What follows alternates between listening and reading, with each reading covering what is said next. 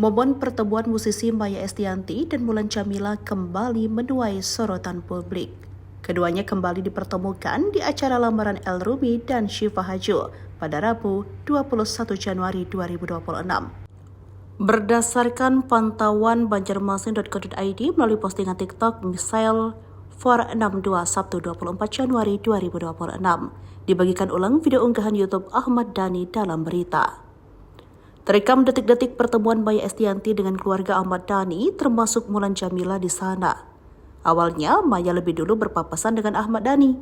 Tampak mereka berjabat tangan, saling bersentuhan secara fisik, meskipun nampak Maya tak menatap langsung wajah sang mantan suami. Kemudian Mulan Jameela datang menghampiri Maya Estianty untuk berjabat tangan. Tetapi Maya Estianty tak mengulurkan tangan seperti ketika bersalaman dengan Ahmad Dhani. Istri Irwan Musri itu menyapa Mulan tanpa bersentuhan secara fisik. Bahkan Maya Estianty tak menatap sedikit pun wajah Mulan Jameela lantaran ia menundukkan pandangan kemudian langsung beralih melihat ke arah lainnya.